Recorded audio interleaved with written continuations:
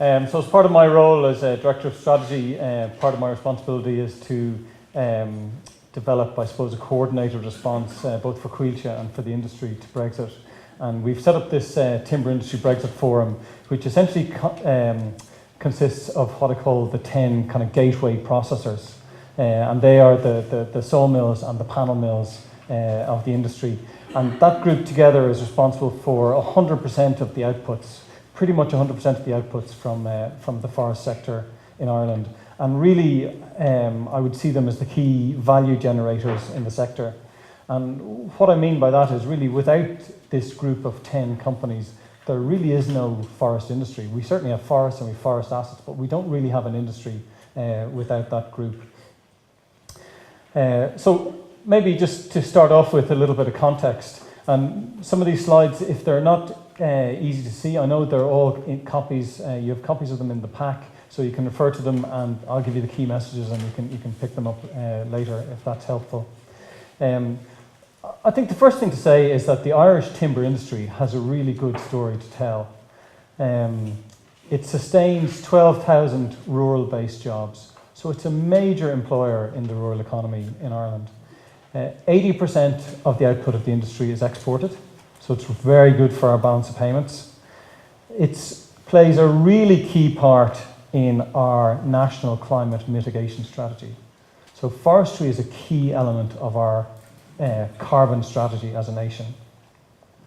And most significantly, it's on a very significant growth trajectory. So many of you will have seen this slide on the left-hand side here of the screen that shows the growth in output. And that shows an industry that's on a trajectory to double. And all of that growth comes from private owners like yourselves, like the people in this room. It doesn't come from the output from Coillte, but it comes from private landowners, mostly farmers. And I think in total, I've seen different figures for how many private owners there are, but I think there's a figure in around 20,000 forest owners in the country.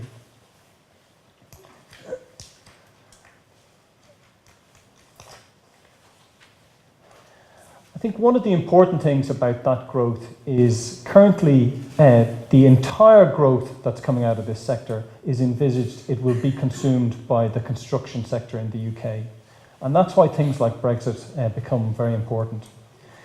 The UK is the largest timber importer in Europe by a country mile. It's a significantly bigger consumer of imported timber than any other country. And about 80% plus of our output goes into the UK as an industry. And as our industry grows, that figure will grow. So 100% of that growth, of that doubling of our industry, is all envisaged that it will be consumed in the UK. And we have a key working assumption that this industry will not be demand constrained. In other words, as much timber as we can produce can be consumed in the UK. And I think that assumption is pretty safe at an aggregate level, but it's important to realise that that doesn't tell the full story. That not all timber products are the same. So for example, Irish timber isn't like Scandinavian timber, sawlog isn't like fencing and pallet. So there are some key differences there. And while there really is a huge demand in the UK for timber, that doesn't exist in every single segment. The other factor that story doesn't tell is, like all commodities, the price that you can get for our timber products in the UK goes up and goes down. It's subject to cycles, and those cycles are subject to typically to economic buoyancy. And then the other factor which comes to play is the role of other really, really big global timber producers, the likes of the Scandinavians and maybe the Canadians. Canada currently at loggerheads with the US, and timber is one of the key points that they're at loggerheads over. It wouldn't be beyond the bounds of possibility that we would see huge volumes of timber coming into the UK market from some of these other really big producers. You can see, well maybe you can't see, but on the chart on the right-hand side of the screen, I think, I can't get this pointer to work, but Ireland there is only 6%. So 80% of our output accounts only for 6% of the UK market. So we're still a pretty small player there, and that's why I suppose we have this assumption that they can consume as much as we can produce. So you may be wondering, how does Brexit affect me as a private owner? How am I affected by Brexit? I don't sell into the UK. I have no sterling exposure in my business. Brexit will come, Brexit will go, the negotiations will happen, and my trees will continue growing for another 20 years or whatever the length of time is until clear-fell. And I suppose the purpose of this rather complicated looking slide, this is a graphic that was produced by Enterprise Ireland, and it really shows the interconnectedness of the industry. So on the right-hand side of that screen you have all of your end markets, and on the left-hand side you have your growers, and then everything else is a step in between. And I suppose there's two really important points from this slide that I just want to get across. And that is, the first one is the interconnectedness. So what happens in the end market affects every other node along this supply chain. The only question is how long it takes before it affects it. The second point I just want to point out is this middle bit here where I've drawn the red hashed line.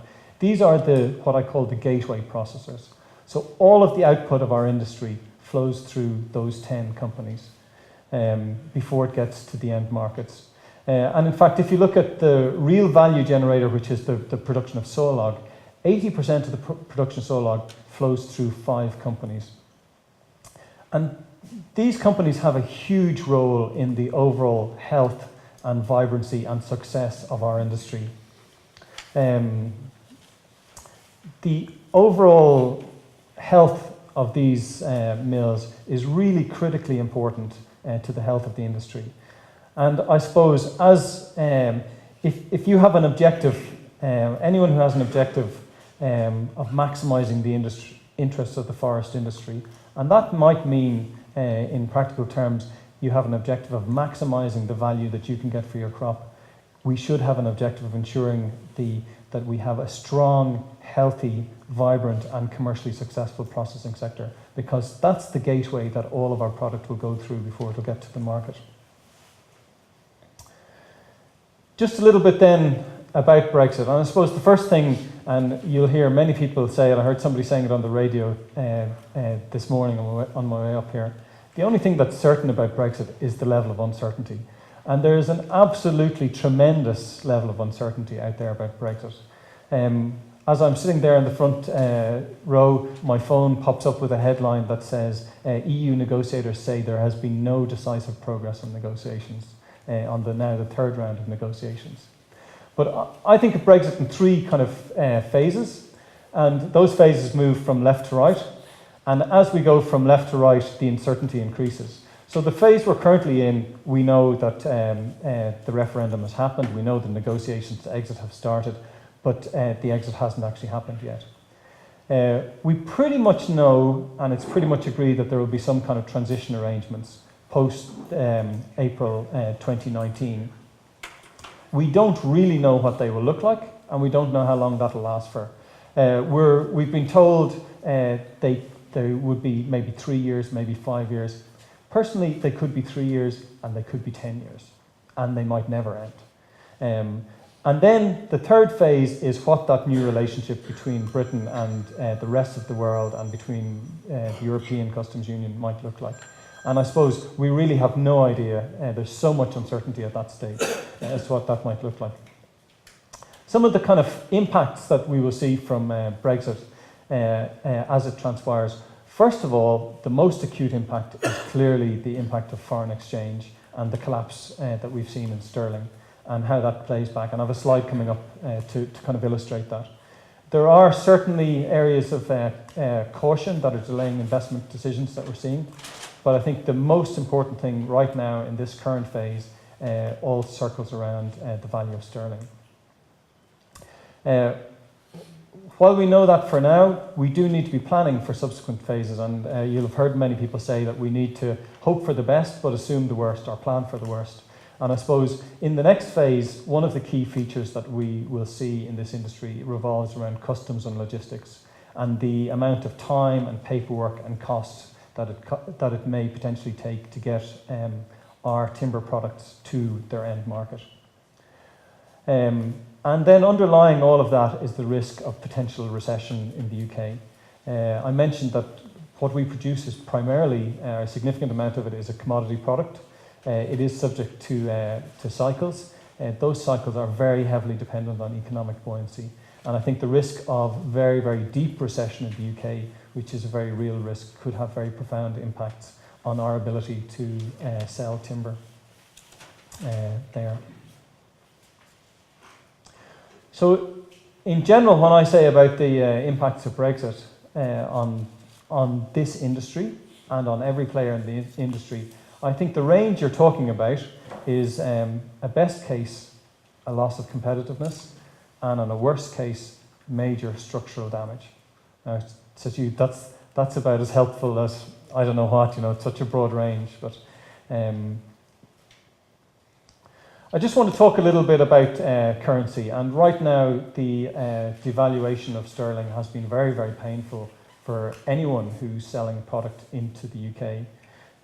And in fact, just to illustrate, that has worsened in the 5 days or so in between me preparing and emailing these slides to Tom and today. So I think that last bullet point there, I think, tells the entire story. If you have a product that you sold in November 2015 in the UK for €100, today you're getting €75 for it. Like, that's the reality. Meanwhile, your cost base has stayed the same and possibly even grown. So this impact of the exchange rate has been very, very painful for our processing sector and for those who sell into the UK. And based on the interconnectivity of the supply chain, that pain does come back right through the supply chain and will come back through the growers and those who are selling their timber. So you might ask, well, if it's such a devastating picture painted by a 25% loss of value of the product, why are the impacts not more devastating, in fact? Why have we not seen closures? And I suppose there's been a number of tailwinds offsetting these sort of headwinds. And there's been two in particular.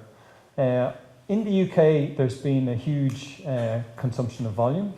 So the volume still is there despite the drop in the value from sterling. However, you need to put a very strong caveat on that.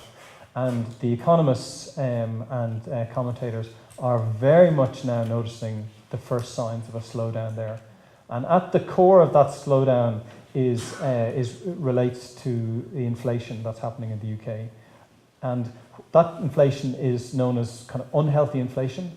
So there's no inflation of wages and income, but yet costs and goods are inflating. So people's purchasing power is going down. And what you're seeing now is a slowdown in retail spending, and that's the first signs of economic slowdown and potentially recession.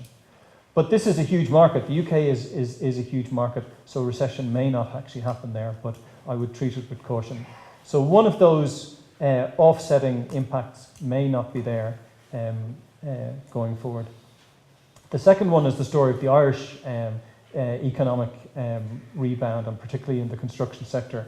And you can see the figures there on the right-hand side of that slide, which show house starts and also show this procurement managers index from the construction sector. And what that shows is anything above 50% increase indicates that the market is growing. Anything below 50% indicates the market is contracting. And we have had figures as high as, I think, 63, 64 in that recently. So we have a very, very buoyant Irish construction sector. So they are offsetting the impacts, the immediate impacts of Brexit, not necessarily the long-term impacts. So in summary, I'm going to be like your traditional economist, which says on the one hand and on the other hand. And I suppose on the negative side, you can see Brexit is undoubtedly the biggest challenge to face our sector since we had the collapse in the construction market. It will impact on every point of the supply chain. The question is only the timing of that impact. And that impact will range from, as I've said, loss of competitiveness and increase of costs to something that could potentially be much more kind of structural damage. And that really could lead to devastation for our industry for a period of time. It could lead to a situation whereby we are in recovery mode and some of that growth does not happen when we expect it to happen. What that means is it could mean the market for your timber and our timber is not what we expect it to be. So that's on the negative side. But of course, I need to put a bit of balance on this, and I would hate you to go away thinking this is just all pure doom and gloom. I suppose on the positive side, we have seen very, very definite a change in direction from hard Brexit to soft Brexit. And I think we will continue to see that trend happen.